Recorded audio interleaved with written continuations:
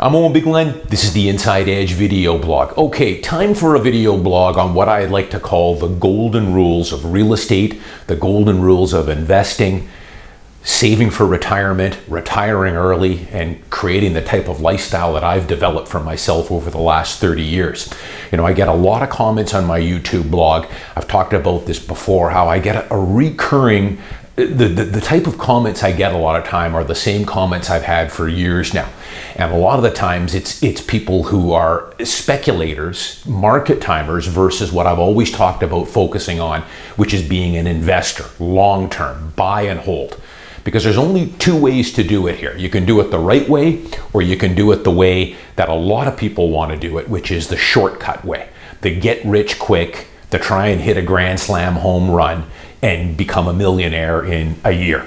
And yeah, there's always those stories out there of people that have managed to do that by buying $50,000 in cryptocurrency or $50,000 in marijuana stock 5 years ago and have made $2 million. But the chances of you doing that, taking it and hitting a grand slam home run, are about 1 in 1,000.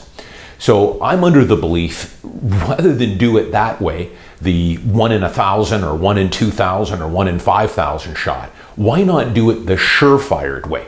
The guaranteed 100% way to achieve financial success. It's a slow and steady, methodical approach, but it works. This is something that I've used for 30 years. This is something that I learned from some very successful mentors, both in Vancouver and New York and Los Angeles, both in real estate and in investing. There's an easy way to do it, but it's not going to come overnight. So let me touch on a bunch of topics here, my golden rules. If you've noticed in my blog lately, you know, I've been telling a lot more people to just buy my book. I haven't plugged it for a while, but my book, available on Amazon, read the reviews on it. It'll be the best $8 you've spent. I wrote this book as a business card, as a door opener, as a fantastic start for most people, and how to get your money working for you. Getting your money to start producing income for you through real estate and through stocks. It's just a buy and hold process, and that's why I call it along for the ride. But people are continually looking for shortcuts, you know, complaining that Vancouver real estate's overpriced, or you can't get cash flow, or the cap rate is dismal, and you can do better some other place. Well, if you think you can, then go ahead, but you have to realize the chances of you making money that way are about 1 in 5,000. You're probably going to lose all your money. Why not do it the surefire way, the way that works, the way that I've imparted on my blog here and through my book?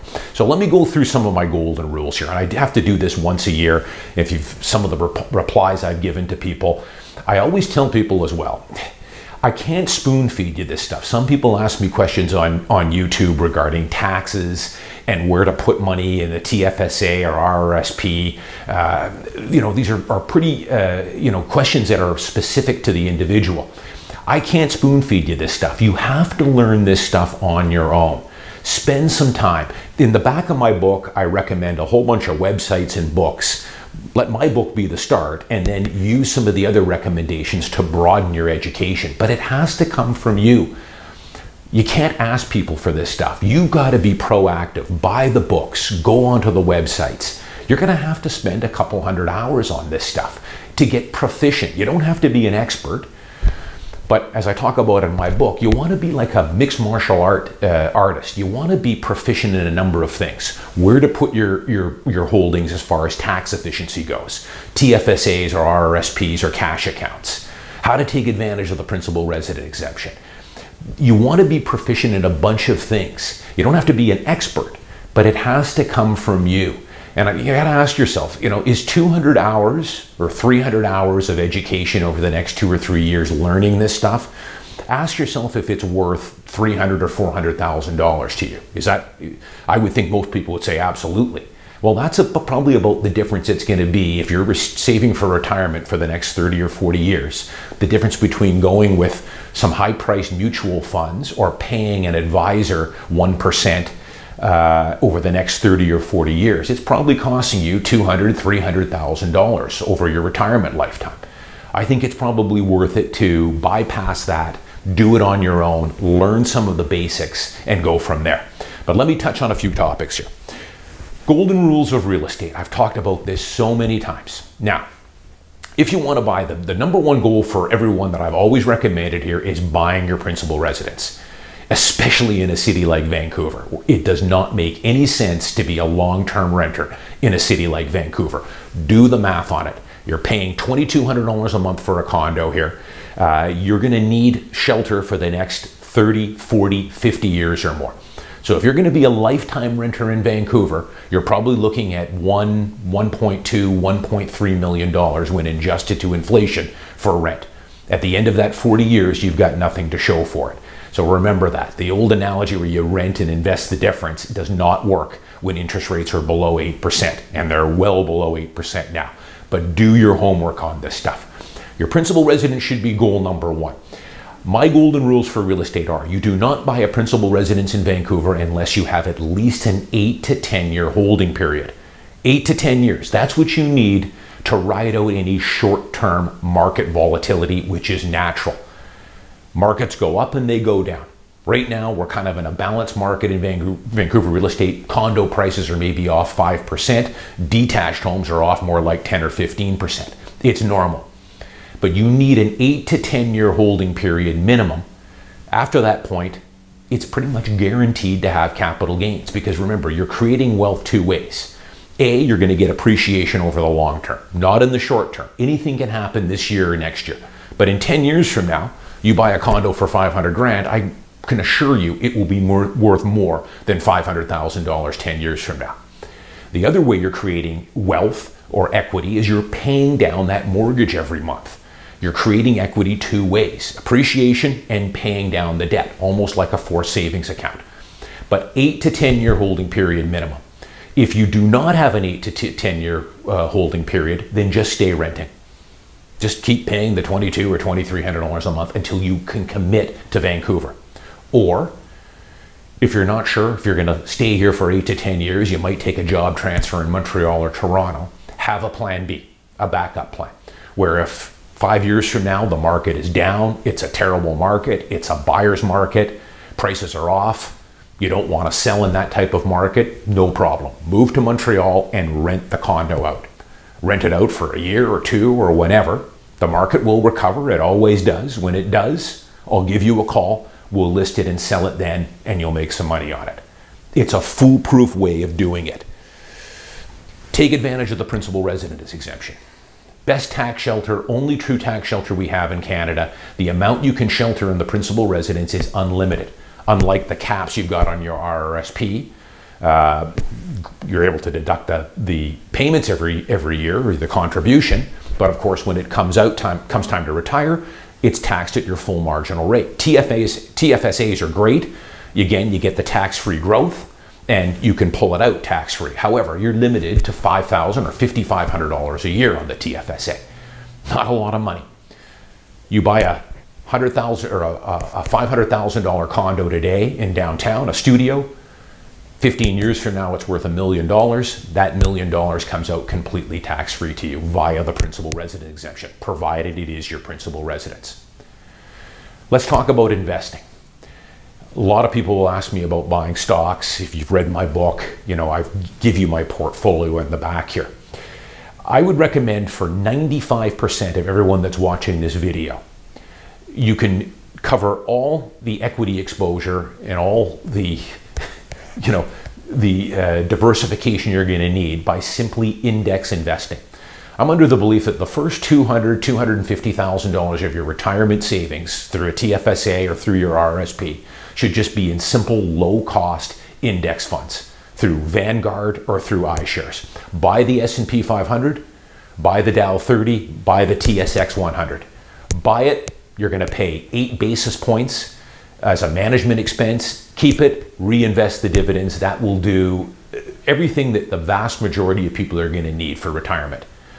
Get away from these high-cost mutual funds, these managed mutual funds, actively traded mutual funds where you're paying 1.5%, 2% in management fees. So that's 200 basis points compared to iShares or Vanguard where you're paying 6 basis points.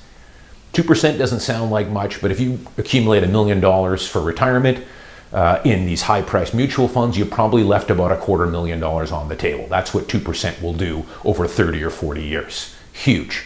But I think a lot of people are coming around to that now. There's been so many articles now. You look at these managed mutual fund companies like McKinsey and IGF, Trimark, they've been slaughtered. People are finally smartening up to the fees you're paying for these mismanaged mutual funds, which don't return the same, can't even beat the index, and you're paying 20-fold in management expenses. So buy a low-cost ETF. After that, after you've got a couple $100,000 in an index, and if you want to get a little bit more aggressive, you want to try and get a little bit better yield, a little better dividend, then for sure, start buying some individual stocks, some good blue chip dividend paying companies.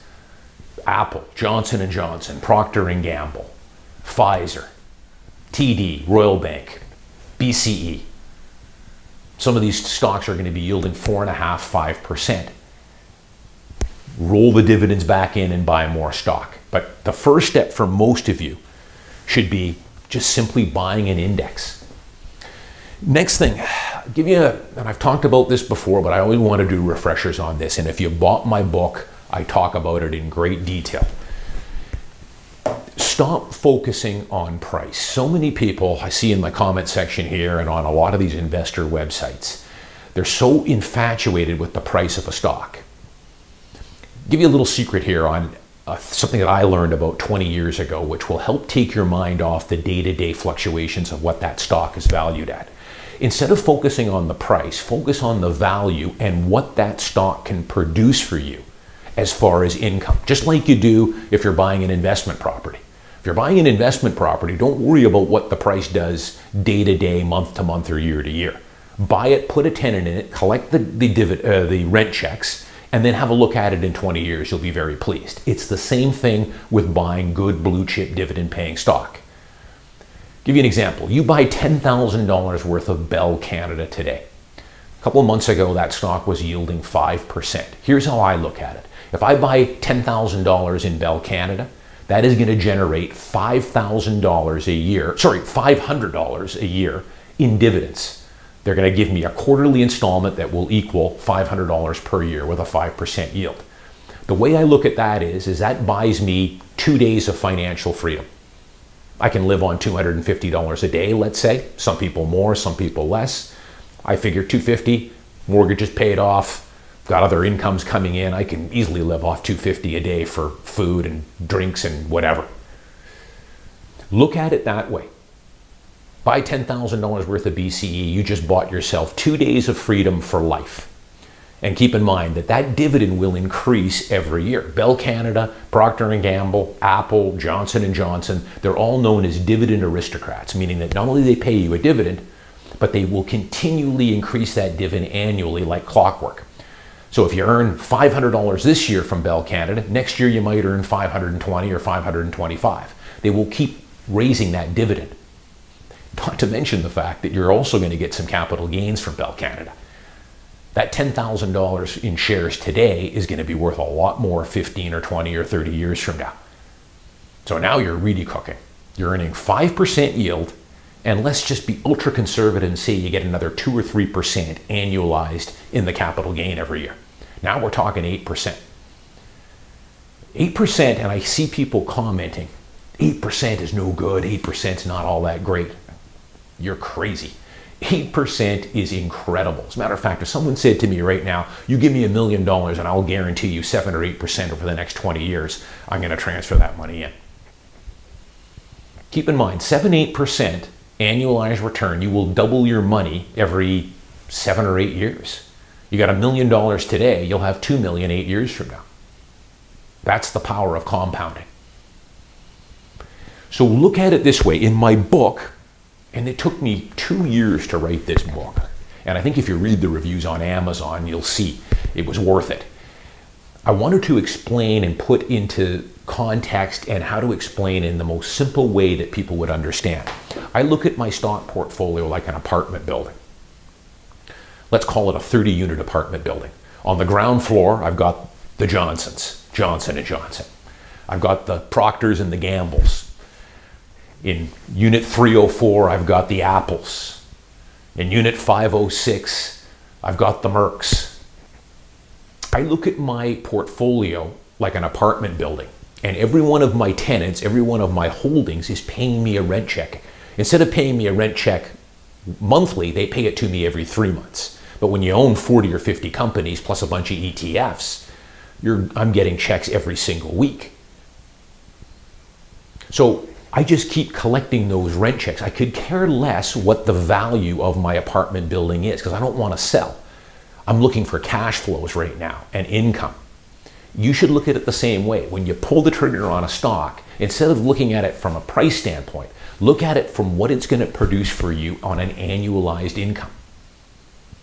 $10,000 in BCE right now will pay you $500 a year. Next year it'll pay you $520. The next year after that it'll be $580. So you will never run out of money this way. The real way to create an incredible retirement, the old 2% or 3% rule where you draw down your retirement. If you really want to have an incredible retirement, you build up a portfolio that's large enough that you're spinning off $100,000 or $150,000 a year in dividends, or you've got a real estate portfolio. You've got 2 or 3 rental properties by the time you're retired or paid off, and you're getting another $5,000 a year free and clear from your tenants. Now you're cooking. Now you'll never have to worry about ever running out of money. And the even better thing is it's all indexed to inflation. Inflation's running at 2.5%. I can tell you that the average dividend increase on my portfolio of stock is running 7, 8, 9%. So it's indexed threefold to inflation. Same thing with my real estate portfolio. I don't raise the rent every year on my tenants, as I've talked about many times. I wait till they move out. If I've got a good tenant, I leave the rent where it is. But after a couple years, they give you notice, and then I bump it back up to market rent, which might be another $200 or $300 more a month.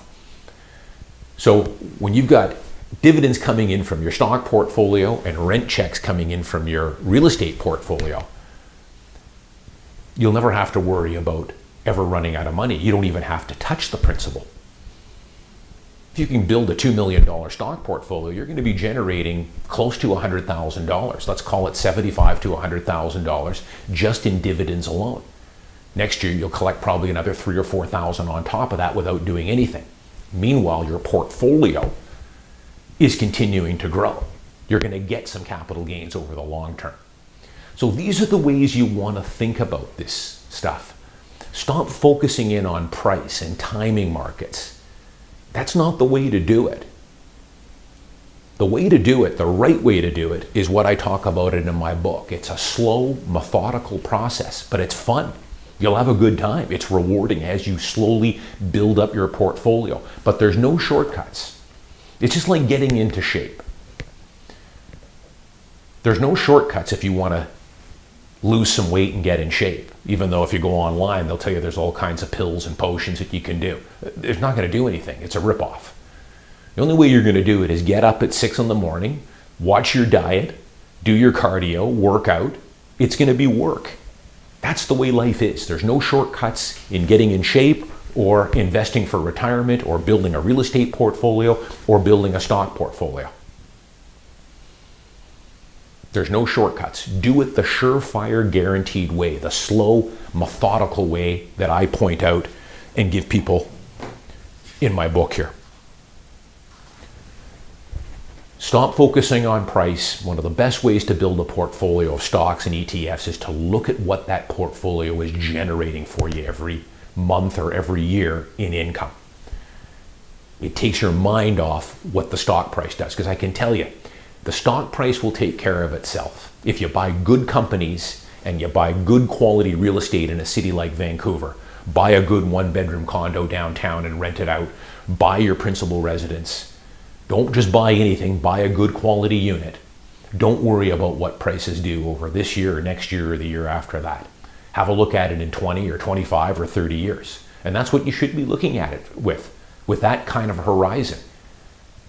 Retirement is a 30, 40, 50-year project. So it should be very little concern to you what the stock price does this year or next year. Focus on what the income it's producing for you. It'll help you stay the course. I'm Owen Bigland. As always, thanks for watching. I'll see you next week.